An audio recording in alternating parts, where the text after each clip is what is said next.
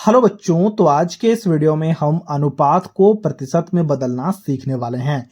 तो उसके लिए यहाँ पर काफी सारे सवाल दिए गए हैं। आप देख पा रहे हो, इन सारे सवालों को हम प्रतिशत में बदलेंगे। तो सबसे पहला सवाल है 1:2। देखो यहाँ पर जो दो बिंदुएं दी गई है ना, इन्हें हम अनुपात पढ़ते हैं। जैसे कि यहाँ पर है 1 फिर अनुपात 2, तो हम इसे पढ़ेंगे 1:2। इसी प्रकार से इसे हम पढ़ेंगे दूसरे सवाल को 3:10। तीसरे सवाल को पढ़ेंगे 2:5। इसी प्रकार से जो चौथा सवाल है इसे हम क्या पढ़ेंगे, आप कमेंट सेक्शन में हमसे बताना। ठीक है, तो चलो सबसे पहले हम पहले सवाल को बनाते हैं। पहले सवाल में दिया गया है 1:2, तो उसके लिए हम यहाँ पर बराबर का चिन्ह देंगे और सबसे पहले अनुपात को भिन्न में बदलेंगे। तो भिन्न में बदलने के लिए जो सबसे पहला संख्या है वो हमारा अंश हो जाता है। तो 1 है तो 1 अंश हो गया, और जो दूसरा संख्या है वो हमारा हर बन जाता है। तो ये हो गया 1/2। 1:2 हो चुका है 1/2। अब हमें इसे प्रतिशत में बदलना है। किस प्रकार से बदलेंगे ना, जब भी हमें भिन्न को प्रतिशत में बदलना होता है ना, तो हम यहाँ पर एक खास चीज से इसे गुणा करते हैं। वो खास चीज क्या है? वो खास चीज है 100/100। इसे हमें हमेशा गुणा करना होता है।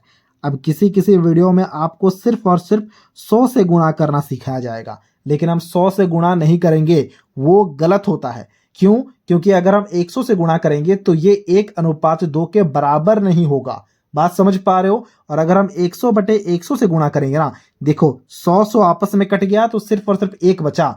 1 गुणा 1/2 1/2 ही होता है, और 1/2 का मतलब 1:2 होता है। इसलिए हमें हमेशा 100/100 से गुणा करना होता है। ठीक है, अब जब भी हम इन भिन्नों को गुणा करेंगे या फिर काटापीटी करेंगे ना, तो जो नीचे वाला 100 है इसे हम छेड़छाड़ कभी नहीं करेंगे। ठीक है, ये होता है इसका ट्रिक। अब देखो हम किस प्रकार से काटापीटी करेंगे। देखो यहाँ पर 2 है, यहाँ पर 100 है। कैसे काटेंगे ना, 2 एकम 2, और 2 से जब हम 100 को भाग देंगे तो वहां पर आ जाएगा 50। हमें पता है 50 दूने 100 होता है, यानी कि बचा क्या? देखो 1 गुणा 50 और 1 गुणा 100, यानी कि यहाँ पर हमारे पास में है 50/100।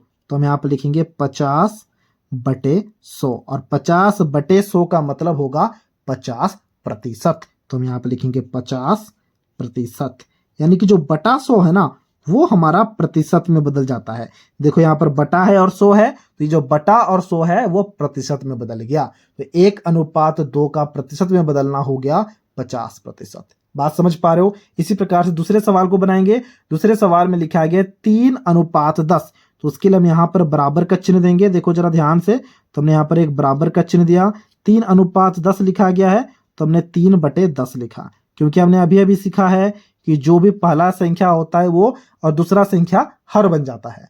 जैसे ये भिन्न बदलता है, फिर हमें 100/100 से इसे गुणा करना होता है। तो हमने 100/100 से इसे गुणा कर दिया। देख पा रहे हो?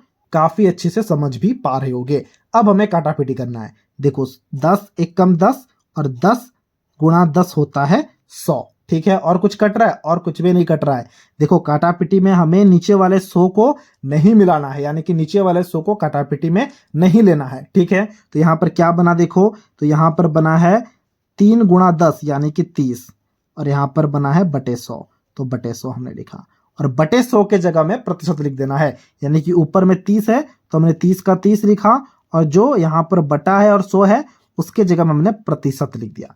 देखो प्रति का मतलब होता है बटा, और शत का मतलब होता है 100, तो इसलिए /100 के जगह में प्रतिशत हमने लिख दिया। ठीक है, फिर देखो तीसरे सवाल को। तीसरे सवाल में दिया गया 2:5, तो उसके लिए हम यहाँ पर थोड़ा सा नीचे बराबर का चिन्ह देते हैं। ठीक है, आपको इस सवाल के साथ में ही बराबर का चिन्ह देना है। हमने यहाँ पर बराबर का चिन्ह नीचे इसलिए दिया क्योंकि यहाँ पर जगह नहीं है। तो 2:5 है, तो उसके लिए हमने यहाँ पर लिखा 2/5। बात समझ पा रहे हो? बिल्कुल समझ पा रहे होगे। फिर हमें इसे गुणा करना है 100/100 से, तो हमने इसे गुणा किया 100/100 से। देखो कुछ कट रहा है क्या? बिल्कुल कट रहा है। 5 एकम 5, और 5 गुणा 20 होता है 100 के बराबर। ठीक है, इसे हमें काटापीटी में नहीं लेना है। तो 2 गुणा 20 क्या हो जाएगा? 2 गुणा 20 हो जाएगा 40, तो हमने यहाँ पर 40 लिखा। /100 है तो हमने यहाँ पर /100 लिखा। 40 का 40 ही लिखेंगे, 40 का 40 ही हमने लिखा, और जो /100 है उसके जगह में लिखेंगे प्रतिशत। बटे का मतलब प्रति, और 100 का मतलब शत, प्रतिशत हो गया। ठीक है, बात समझ पा रहे हो? बिल्कुल समझ पा रहे होगे। अब जो यहाँ पर चौथा सवाल दिया गया है ना, चौथा सवाल में दिया गया है 1:20। अब इसके प्रतिशत को अभी आपको खुद से निकालना है और हमसे कमेंट बॉक्स में शेयर करना है। देखो किस प्रकार से निकालना है ना, इसी प्रकार से निकालना है जैसे हमने इन तीनों सवालों को हल किया है। तो ये था आज का वीडियो जहां हमने अनुपात को प्रतिशत में बदलना काफी अच्छे से सीख लिया है।